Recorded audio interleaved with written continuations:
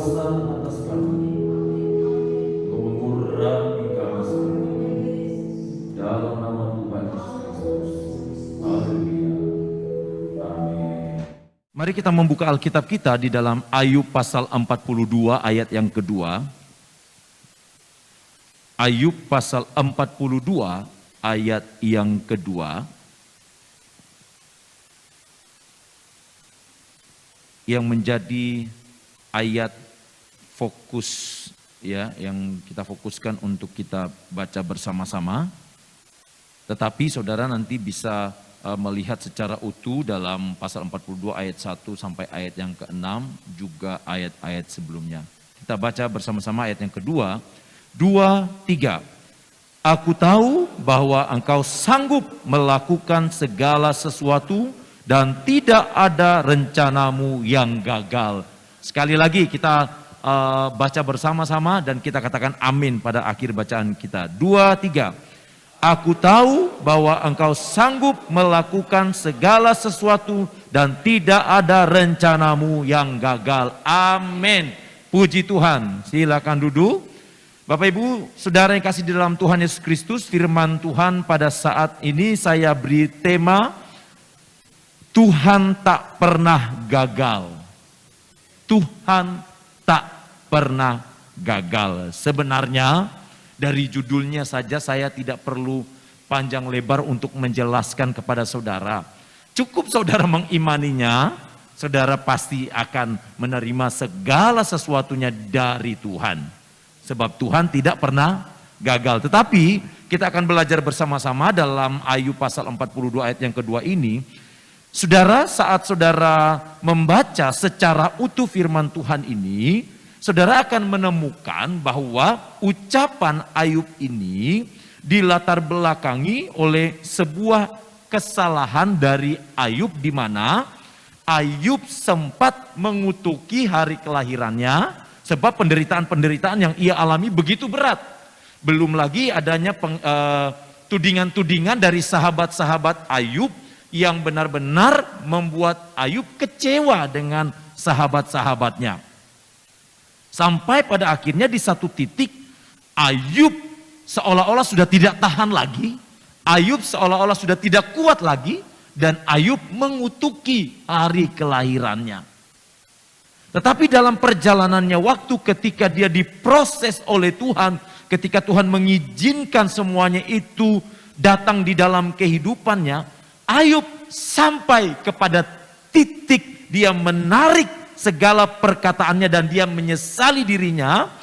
Dan pada akhirnya Ayub berkata, aku tahu Tuhan bahwa engkau sanggup melakukan segala sesuatu. Aku tahu Tuhan bahwa tidak ada rencanamu yang gagal.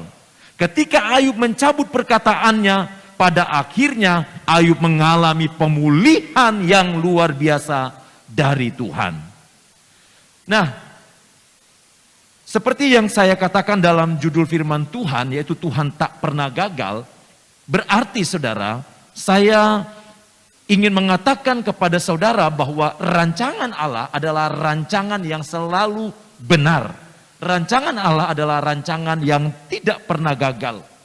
Sebelum manusia jatuh di dalam dosa, dalam Kejadian pasal yang pertama ayat 26 sampai ayat yang ke-28, di situ dengan jelas Allah menciptakan manusia menurut gambar dan rupa Allah. Dengan satu tujuan, pada akhirnya Allah ingin manusia berkuasa. Allah ingin manusia punya power ilahi. Mari kita baca dalam Kejadian pertama ayat 26 sampai ayat yang ke-28. Berfirmanlah Allah, baiklah kita menjadikan manusia menurut gambar dan rupa kita, supaya mereka berkuasa atas ikan-ikan di laut dan burung-burung di udara, dan atas ternak dan atas seluruh bumi dan atas segala binatang melata yang merayap di bumi.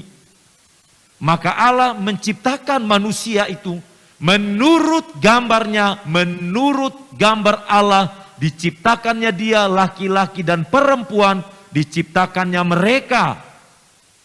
Allah memberkati mereka, lalu Allah berfirman kepada mereka, beranak cuculah dan bertambah banyak, penuhilah bumi dan taklukkanlah itu, berkuasalah atas ikan-ikan di laut dan burung-burung di udara dan atas segala binatang yang merayap di bumi. Jelas sekali dalam Kejadian pasal yang pertama ayat 26 sampai ayat 28 ini, rancangan Allah kepada manusia adalah agar manusia berkuasa atau punya power ilahi atas segala kehidupan yang ada di bumi pada saat manusia belum jatuh di dalam dosa. Untuk itulah Allah menciptakan manusia menurut gambar, sekali lagi, menurut gambar dan rupa Allah, menurut karakter ilahi, menurut sifat-sifat ilahi. Tetapi dalam kisah selanjutnya, dalam perjalanan kehidupan manusia, ternyata manusia jatuh di dalam dosa. Ketika manusia jatuh di dalam dosa, Bapak Ibu Saudara, apakah dengan sendirinya rencana Allah itu gagal di dalam kehidupan manusia? Bagaimana saudara? Apakah rencana Allah itu lantas gagal? Pada akhirnya manusia tidak lagi berkuasa atas segala sesuatunya. Kalau kita melihat sepintas, ya mungkin saja rencana Allah itu gagal. Kalau kita memperhatikan sepintas saja, rencana Allah itu gagal. Kenapa saudara? Karena yang tadinya Allah ingin manusia dan Allah ada satu hubungan yang intim, ada satu hubungan yang luar biasa dari manusia dan Allah dalam menjalani kehidupan setiap harinya, khususnya manusia. Tetapi Bapak Ibu Saudara yang kasih dalam Tuhan Yesus Kristus, saat manusia jatuh di dalam dosa, Allah tidak tinggal diam. Allah tidak tinggal diam. Allah tidak membiarkan manusia mengalami kebinasaan. Allah tidak membiarkan manusia hidup dalam kebinasaan, hidup dalam dosa. Sehingga rencana Allah agar manusia menguasai segala sesuatunya dengan kuasa ilahi tetap Allah lakukan, tetap Allah jalankan. Namun lewat pengorbanan Yesus di kayu salib. Di dalam Yohanes pasal 3 ayat yang ke-16 di sana dikatakan bahwa karena begitu besar kasih Allah akan dunia ini sehingga ia mengaruniakan anaknya yang tunggal supaya setiap orang yang percaya kepadanya tidak binasa melainkan beroleh hidup yang kekal. Sejak kejadian Allah ingin manusia hidup dalam kekekalan, kan? Rencana Allah ingin manusia hidup dalam kekekalan bersama dengan Allah. Tetapi manusia jatuh di dalam dosa. Tetapi ketika manusia jatuh di dalam dosa, Allah tidak ingin rencananya di dalam manusia gagal. Lewat pengorbanan Yesus disalib, lewat pengorbanan Yesus, dia mati, bangkit kembali setelah dikuburkan. Manusia mengalami kemenangan. Rencana Allah agar manusia hidup di dalam kekekalan terjadi asalkan manusia percaya kepada Yesus sebagai Tuhan dan Juru Selamat. Firman Allah berkata, tidak ada keselamatan selain di dalam Kristus. Dan ini yang kita imani bersama. Setelah manusia jatuh di dalam dosa, Allah ingin memulihkan gambar diri manusia yang sudah rusak. Allah ingin memulihkan segala sesuatu yang ada di dalam diri manusia yang sudah diberikan oleh Allah. Firman Allah katakan, Allah menjadikan manusia menurut gambar dan rupa Allah. Tetapi ketika manusia jatuh di dalam dosa, gambar diri Allah yang ada di dalam manusia rusak karena perbuatan dosa yang sudah dilakukan oleh manusia. Untuk itulah Allah merancangkan pemulihan di dalam kehidupan manusia. Seperti yang sudah kita dengarkan tadi dalam Yohanes pasal 3 ayat yang ke-16. Karena kasih Allah, karena begitu besar kasih Allah akan dunia ini, sehingga Ia mengaruniakan anaknya yang tunggal. Bapak Ibu Saudara yang kasih di dalam Tuhan Yesus Kristus, dalam perjalanan kekristenan kita, ketika kita mengikuti Yesus, ketika kita mengimani Yesus sebagai Tuhan dan Juru Selamat, seringkali rancangan Allah yang sempurna itu berusaha digagalkan oleh iblis. Bahkan mungkin seringkali rancangan Allah yang sempurna yang Allah berikan, seringkali kita sendiri yang menggagalkannya.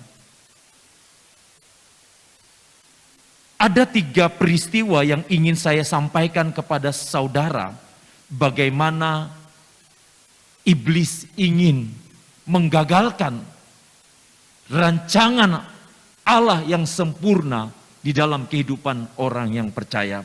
Dalam Keluaran pertama ayat yang ke-15 sampai ayat yang ke-22. Keluaran pertama ayat yang ke-15 sampai ayat yang ke-22. Saudara bisa membacanya, di mana di situ ada rencana pembunuhan bayi laki-laki Ibrani di Mesir yang diperintahkan oleh Raja Mesir, yaitu Fir'aun. Tetapi apa yang terjadi saudara? Rencana pembunuhan bayi laki-laki Yahudi atau bayi laki-laki Ibrani pada saat itu gagal. Kegagalan pertama tidak berhenti sampai di situ. Iblis kembali berusaha melakukan pembunuhan massal lewat orang-orang Yahudi yang terjadi di benteng Susan pada zaman Esther. Dan saudara bisa melihatnya dalam kitab Esther pasal 3 ayat yang pertama sampai ayat yang ke-15. Dalam kisah Esther pasal 3 ayat yang pertama sampai ayat yang ke-15, di situ diceritakan bagaimana Haman menyusun siasat yang sangat licik agar orang-orang Yahudi ya dibinasakan, semuanya dibinasakan. Bahkan nyawa Esther pun terancam. Tapi sekali lagi, apa yang direncanakan gagal. Masuk dalam zaman perjanjian baru.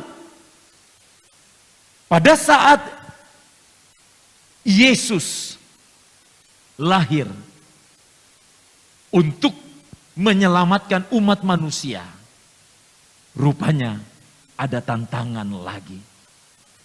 Di dalam Matius pasal 2 ayat 16 sampai ayat yang ke-18.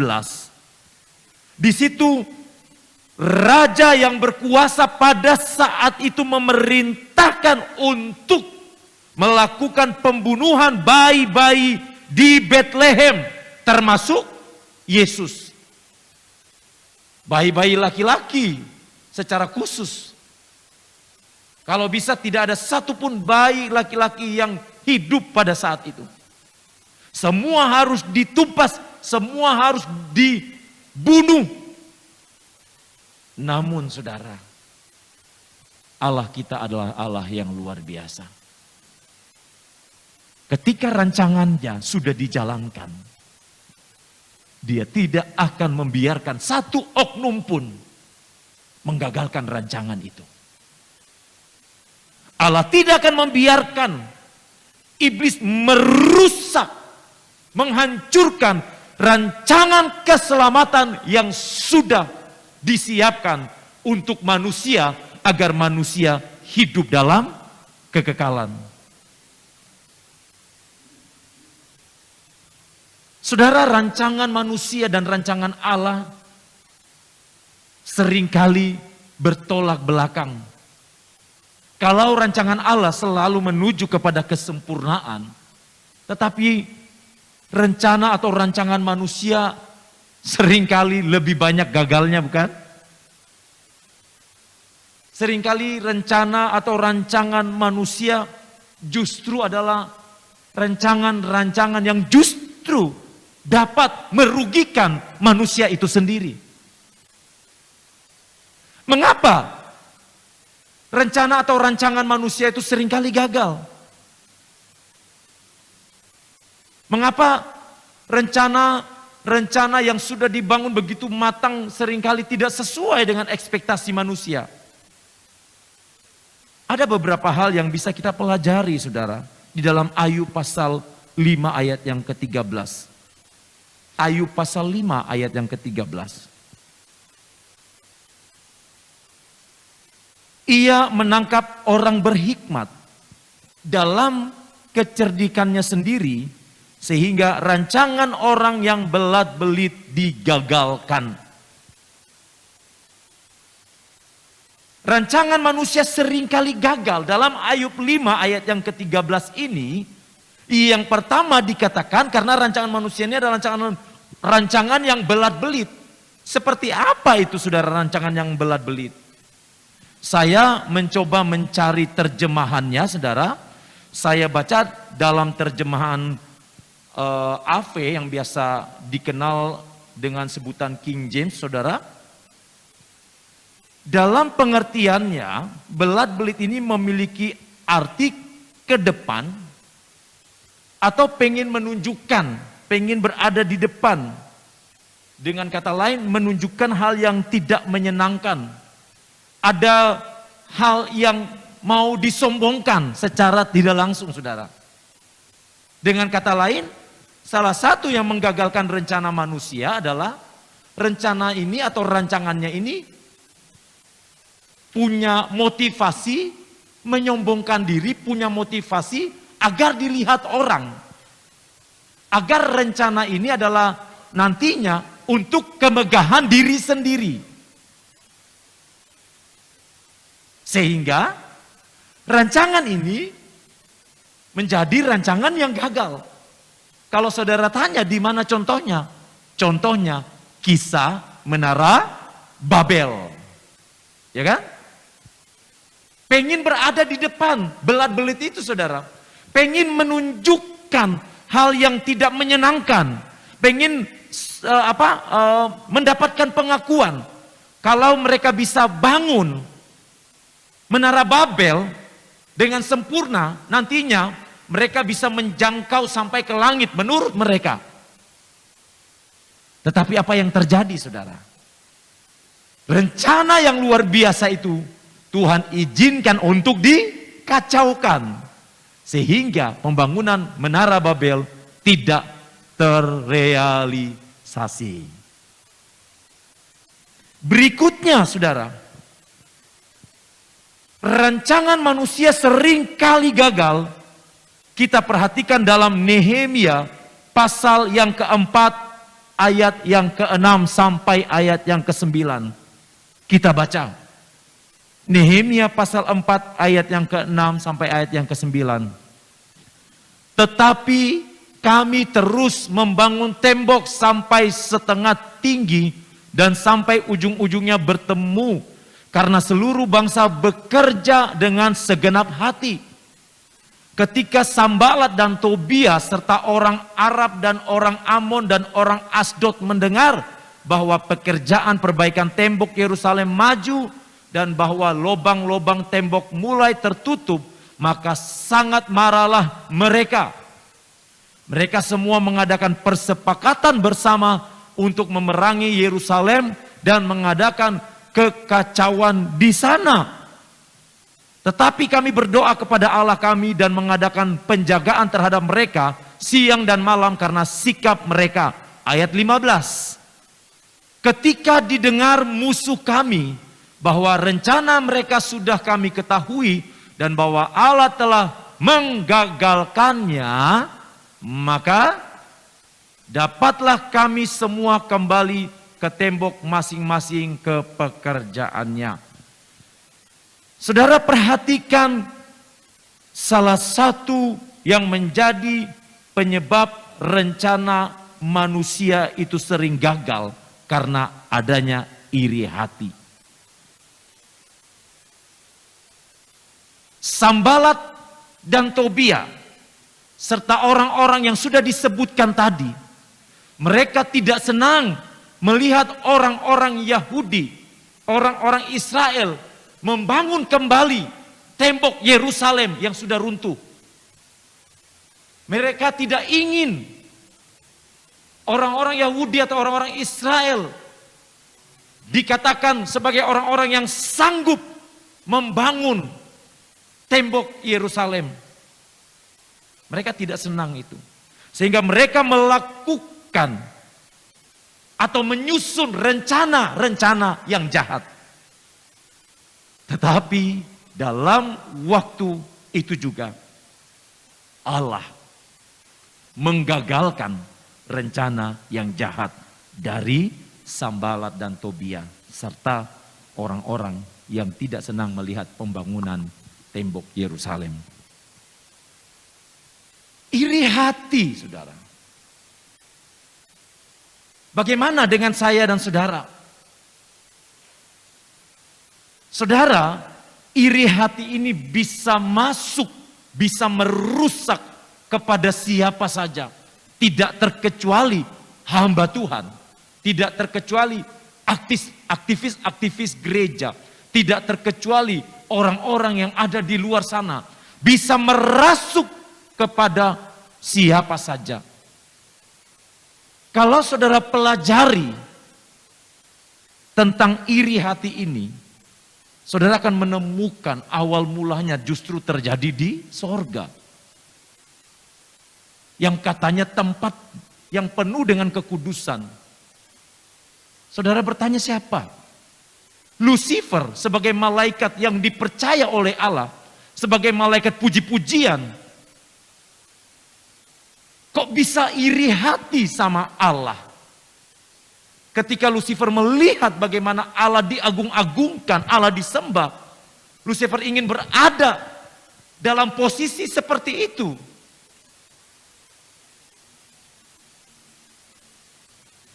Tetapi apa yang terjadi? Rencana Lucifer, rencana iblis tidak terrealisasikan. Allah membuang dia. Allah melemparkan Lucifer. Sehingga Lucifer tidak lagi menikmati surga yang mulia. Karena dia mengalami hal itu, dia lakukan kepada manusia. Iri hati. Hati-hati saudara yang kasih dalam Tuhan Yesus Kristus. Karena ini bisa merasuk kepada siapa saja. Dari lapisan atas sampai bawah, dari hamba Tuhan sampai orang awam sekalipun. Ini bisa terjadi kepada siapa saja. Saudara-saudara Yusuf, contoh yang sangat terkenal di dalam Alkitab. Bagaimana saudara-saudara Yusuf, mereka iri hati kepada saudaranya, kepada Yusuf. Tanpa mereka sadari apa yang mereka lakukan. Rancangan-rancangan yang mereka lakukan adalah rancangan-rancangan yang jahat. Dan semuanya didasari oleh iri hati. Selain belat-belit, iri hati, ada hal lain lagi yang menggagalkan rencana manusia. Atau hal-hal yang seringkali menjadi penyebab rencana manusia gagal. Yeremia pasal 9 ayat yang ke-8. Yeremia pasal 9 ayat yang ke-8. Lidah mereka adalah anak panah yang membunuh. Perkataan dari mulutnya adalah tipu. Mereka berbicara damai dengan temannya, tetapi dalam hatinya mereka merancang pengadangan terhadapnya. Rencana manusia yang sering gagal salah satunya adalah penuh tipu muslihat atau tidak tulus. Ketika seseorang tidak tulus, ketika seseorang merancangkan hal-hal yang tidak benar, maka saudara yang kekasih di dalam Tuhan Yesus Kristus, saya pastikan bahwa orang tersebut akan mengalami kerugian. Saudara, jangan coba-coba untuk membangun kehidupan saudara di atas tipu muslihat. Jangan coba-coba untuk membangun keluarga saudara di atas tipu muslihat. Jangan coba-coba membangun pekerjaan saudara di atas tipu muslihat. Jangan coba membangun usaha saudara, relasi saudara, hubungan yang satu dengan yang lainnya dengan tipu muslihat. Sebab kalau saudara melakukan itu, saudara akan rugi sendiri. Sebab firman Tuhan katakan tidak ada rancangan atau rencana-rencana yang seperti itu yang akan berhasil. Tentu Tuhan pasti akan menggagalkan setiap rancangan-rancangan yang seperti itu. Yang berikutnya, mengapa rancangan manusia seringkali gagal? Contohnya di dalam Rut 1 ayat 1 sampai yang ke-6. Kita baca ayat firman Tuhan ini. Rut 1 ayat 1 sampai yang ke-6. Pada zaman para hakim memerintah ada kelaparan di tanah Israel. Lalu pergilah seorang dari Betlehem, Yehuda, beserta istrinya dan kedua anaknya laki-laki ke daerah Moab untuk menetap di sana sebagai orang asing.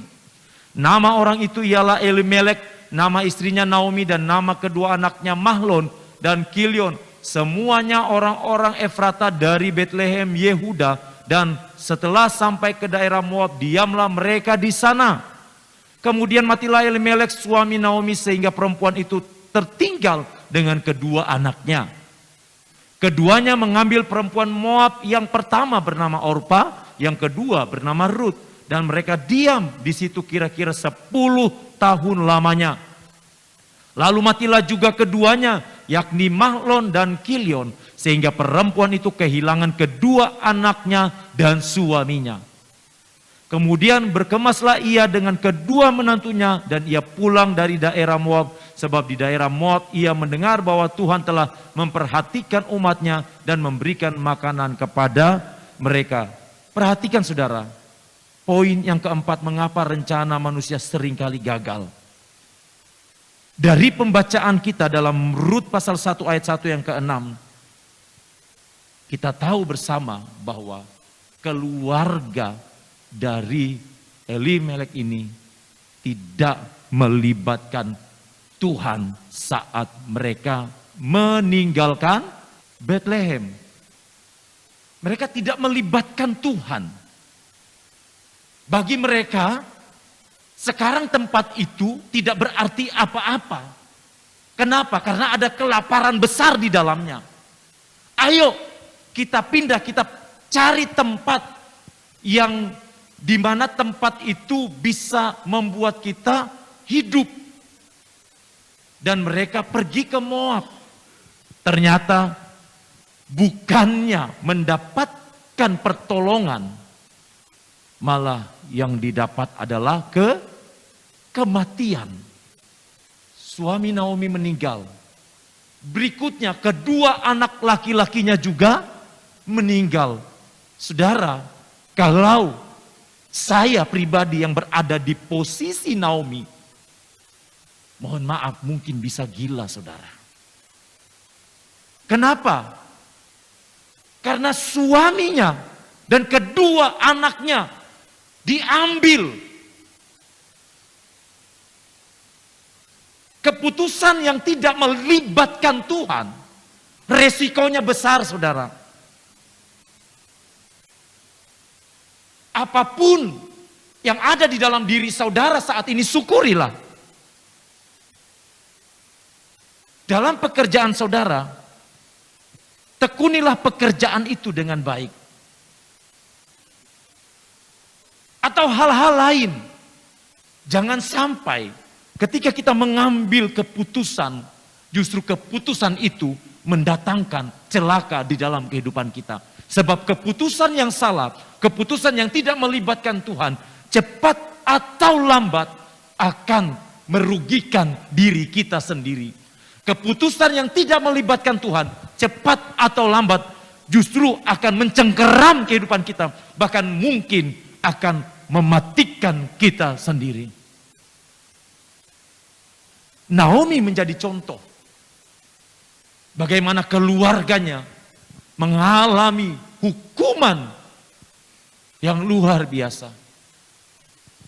Menurut dia, Bethlehem tidak diberkati dalam arti mengalami kelaparan. Tetapi justru ketika dia sedang berada di Moab, dia mendengar tempat itu dipelihara oleh Tuhan. Saudara, kadang-kadang tempat yang kita merasa tidak ada artinya apa-apa, justru di situ terjadi pemeliharaan Tuhan. Kadang-kadang orang berkata, oh di sana tempatnya enak, tapi justru tidak ada damai sejahtera di dalamnya. Justru tempat itu tidak mendatangkan satu sukacita dalam kehidupannya.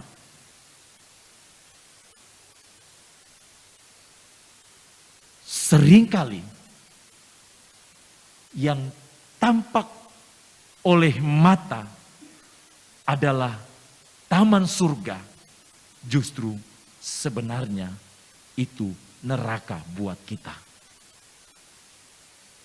Ketika Lot disuruh Abraham untuk memilih, Lot melihat dalam pandangannya, sekali lagi dalam pandangannya Sodom dan Gomora seperti taman surga.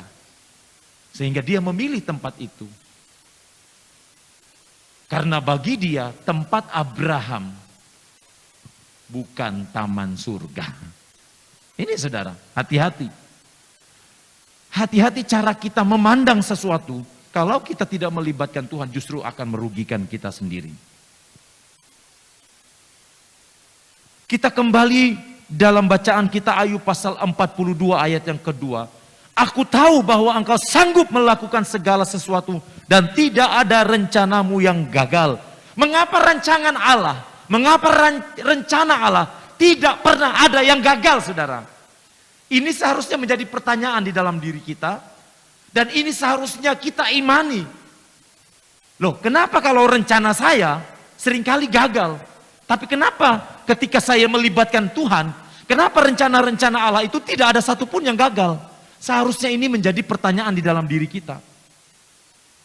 Kita perhatikan, yang pertama dalam Yeremia pasal 29 ayat yang ke-11. Saudara pasti hafal ini, ayat bacaan ini. Yeremia pasal 29 ayat yang ke-11. Sebab aku ini mengetahui rancangan-rancangan apa yang ada padaku. Allah mengetahui rancangan-rancangan yang ada pada dirinya sendiri. Mengenai saya dan saudara. Mengenai kamu. Demikianlah firman Tuhan, yaitu rancangan damai sejahtera dan bukan rancangan kecelakaan, untuk memberikan kepadamu hari depan yang penuh harapan. Saudara, sebelum saya bahas lanjut ayat ini, saya bertanya kepada saudara, ada enggak orang tua yang merancangkan rancangan yang buruk kepada anaknya? Gak ada. Saya yakin semua orang tua yang ada di seluruh dunia ini secara normal, rancangan atau rencana yang dia berikan kepada anak-anaknya adalah rancangan atau rencana yang dapat membuat anak itu mengalami atau nantinya bertumbuh dalam satu kehidupan yang lebih baik dari dirinya sendiri. Benar saudara? Orang tua pasti selalu akan ingin merancangkan hal-hal yang terbaik buat anaknya.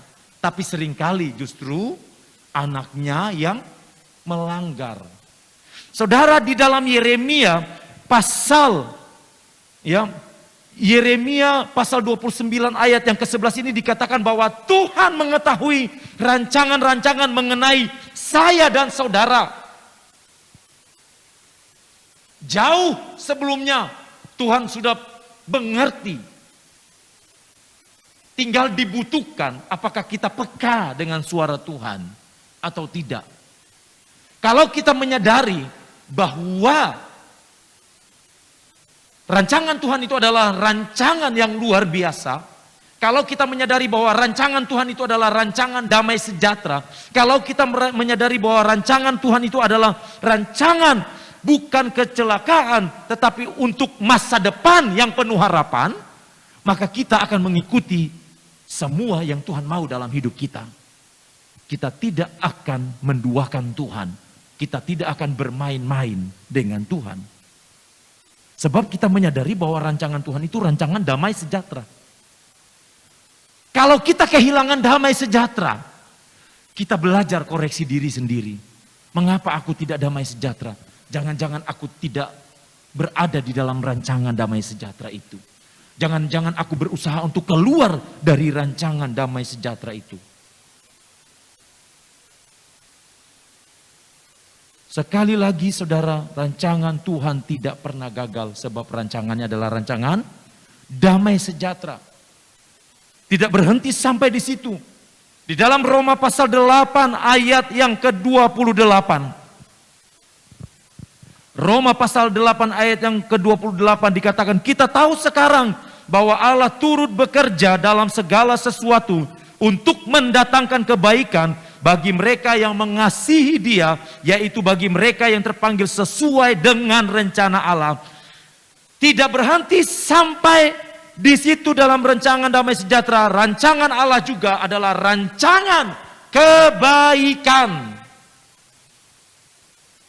Kurang apa lagi Tuhan, saudara? Sudah rancangannya adalah rancangan damai sejahtera, sudah rancangannya rancangan kebaikan, dan yang lebih spesifik lagi, rancangan Tuhan atau rencana Tuhan selalu melihat jauh ke depan. Rencana Tuhan selalu melihat masa depan. Ini bedanya rencana manusia dengan rencana Tuhan. Kalau rencana saya, rencana saudara, ya mungkin kita pertimbangkan masa depan, tetapi tidak seperti Tuhan yang melihat jauh. Karena nantinya rencana Tuhan itu akan bersentuhan atau bersinggungan dengan kekekalan. Sehingga Tuhan katakan bahwa rancangannya akan selalu rancangan-rancangan yang membawa saudara kepada masa depan yang lebih baik. Mazmur pasal 33 ayat yang ke-11. Mazmur pasal 33 ayat yang ke-11. Tetapi rencana Tuhan tetap selama-lamanya. Rancangan hatinya turun-temurun. Saudara, perhatikan baik-baik Mazmur 33 ayat 11 ini. Tetapi rencana Tuhan tetap selama-lamanya. Ini berbicara tentang kekekalan. Dari awal Tuhan sudah merencanakan keselamatan yang luar biasa buat saya dan saudara. Sampai kepada kekekalan. Rancangan hatinya turun-temurun. Artinya saudara, kalau turun-temurun berarti berbicara juga dengan keturunan kita. Ya kan saudara? Ya kalau kita sebagai orang tua, kita mendoakan anak kita yang baik, yang terbaik. Masa sih Tuhan tidak mendengar doa kita saudara? Pasti Tuhan mendengar. Entah waktunya kapan kan kita nggak tahu. Yang pasti firman Tuhan katakan rancangannya itu turun-temurun. Supaya rancangan kita tidak salah. Dan supaya rancangan atau rencana Tuhan tidak pernah gagal di dalam kehidupan kita. Ayo, buat komitmen yang benar dengan Tuhan. Buat komitmen yang benar. Iya, komitmen itu kan ada pada diri masing-masing. Dan yang paling tahu kan saudara sendiri dengan Tuhan. Ya saudara buat komitmen itu dengan Tuhan. Kalau saudara tidak ingin rencana saudara gagal, rancangan Tuhan saudara tidak ingin gagal dalam hidup saudara, ya saudara libatkan Tuhan dalam setiap rencana saudara. Saya percaya kalau saudara buat komitmen yang benar dengan Tuhan, kalau saudara sudah libatkan Tuhan dalam setiap rencana-rencana kehidupan saudara, saya percaya apapun juga yang terjadi dalam kehidupan saudara, rencana Tuhan tidak akan pernah gagal. Rencana Tuhan akan selalu sempurna di dalam kehidupan kita. Amin saudara, puji Tuhan. Ku hidup oleh anugerah-Mu yang telah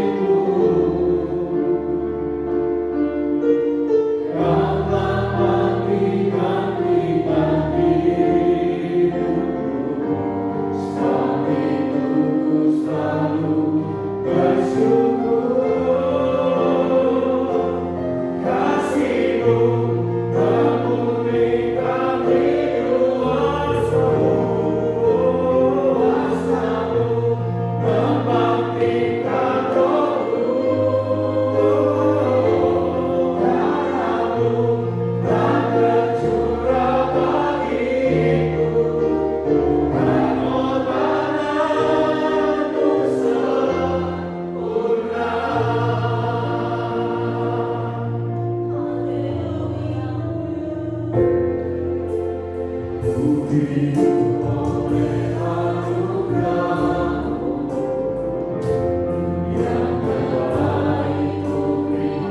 dari-Mu. Rancangan-Mu indah bagiku, sebab ku hidup selalu di dalam-Mu.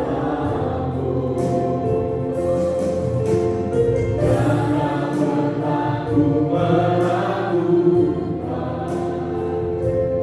bukti kasih dan kasih sayang-Mu yang telah menggantikan hidupku. Sebab itu ku selalu bersyukur.